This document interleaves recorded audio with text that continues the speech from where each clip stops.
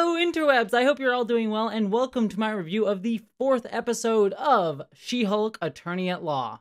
Is this not real magic? Anywho, before we get started, as you may notice, I'm kind of in a different setup right now. That's because actually this weekend I'm going to be headed to Rose City Comic Con in Georgia, and I actually packed up all my stuff, forgetting that I had this episode to review. So my camera's currently packed away to record there, and you're just gonna get my webcam for this. So yeah, I'm a professional. Anywho, with that out of the way, I will say about this episode of She-Hulk, I was nervous going into this one because last week I was a little bit more ho-hum on, and considering that was more indicative of what this show is going to be moving forward, it had me kind of skeptical coming into this one.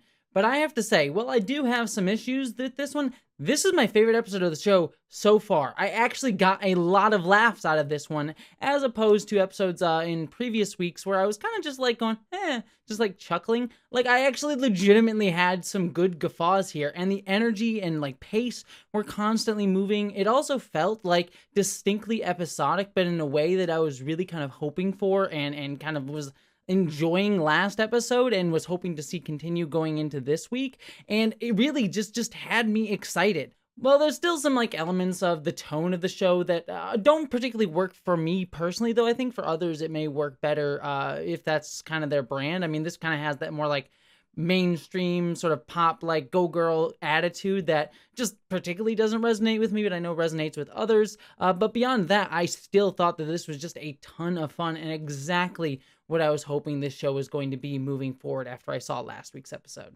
So to get into some specifics about the episode, I really enjoyed the opening sequence. The music that played over like Donny Blaze's sort of magic show at the beginning was actually really cool. And I loved seeing this like lame magic show, though I will say, if anyone's ever been to the Magic Castle in LA, it's a lot more fun than they're sort of letting on in this episode.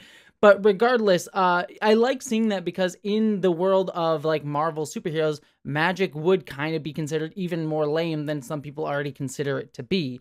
So I just like seeing that like no one was really there. It was just a bunch of drunk girls. Donny Blaze being over the top and then eventually appearing to have a sling ring was great. But the best part was when Wong appeared and him being like, just sitting down to watch an episode of The Sopranos and then kind of being pissed off because like Donny Blaze, like he knows that this is the guy that there's like this recurring rapport between these two that he gets pissed off. And because of his encounter with Jennifer Walters last week, he sort of knows to sort of go to her. And I'm liking that dovetailing of episodes that we're seeing here. Like every episode sort of has a part of it that dovetails with the next episode that sort of overlays with the one after it. So we got like Blonsky in episode 2 and 3, but then we got Wong in 3 and 4. We also got like Hulk in 1 and 2. So it just like it kind of interconnects that way and sort of tumbles into the other in a way that I find to be really enjoyable, honestly.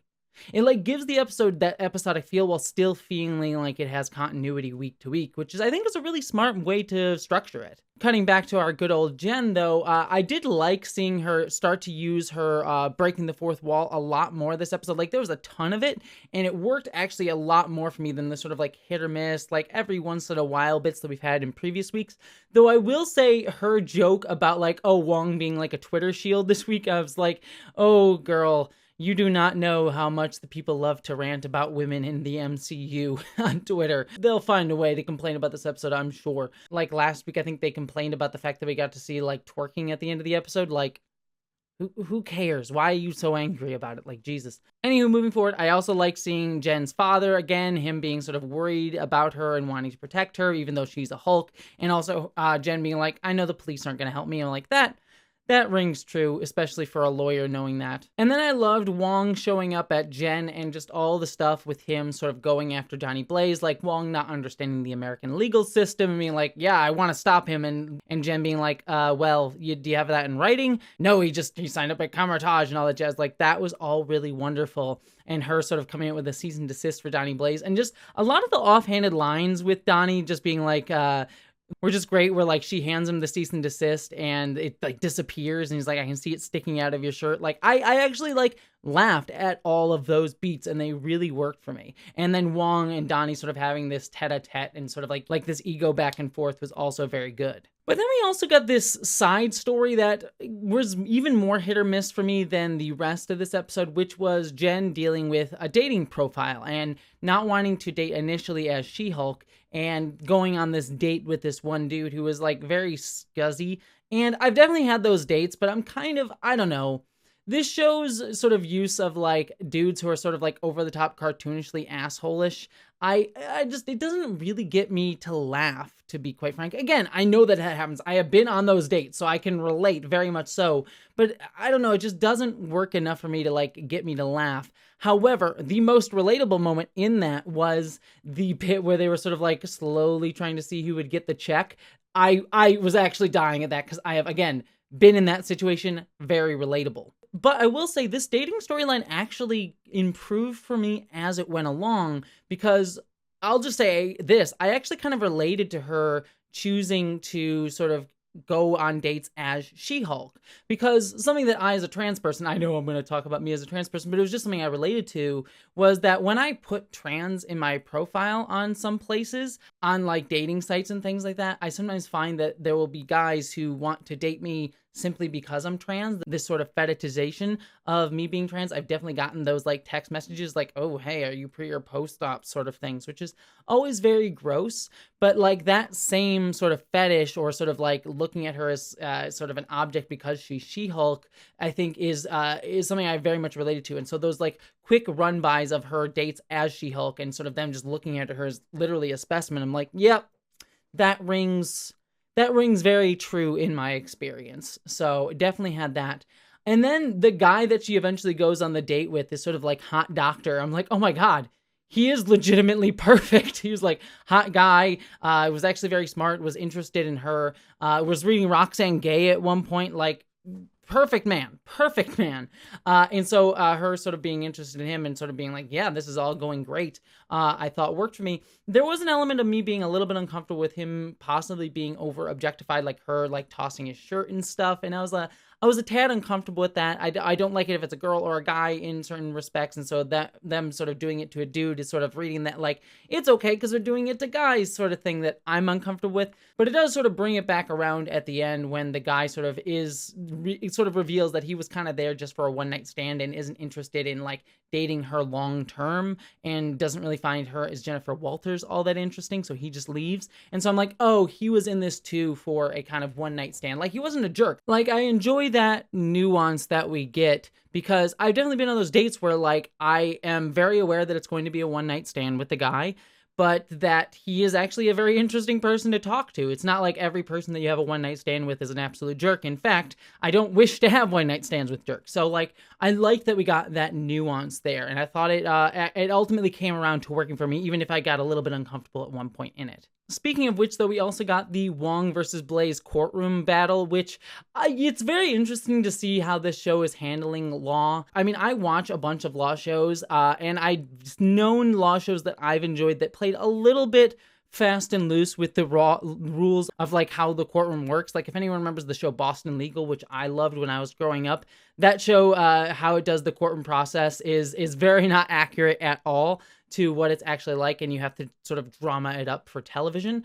But that being said, this show is definitely playing even more fast and loose than I've ever seen any show do with a courtroom. And yet, while it is kind of over the top and very Marvelized in that respect, I did find it that it worked. I was chuckling through a lot of it. My favorite bit, though, was when Jennifer said, oh my God, is the lawyer a magician as well? Like, that just made me guffaw when the lawyer was, like, doing magic tricks. The rest of it was just, it worked for the most part, but it didn't knock my socks off. I didn't find anything that was too egregious. Again, the, like, drunk girl didn't really work too much for me. I didn't find that particularly funny, but it was fine.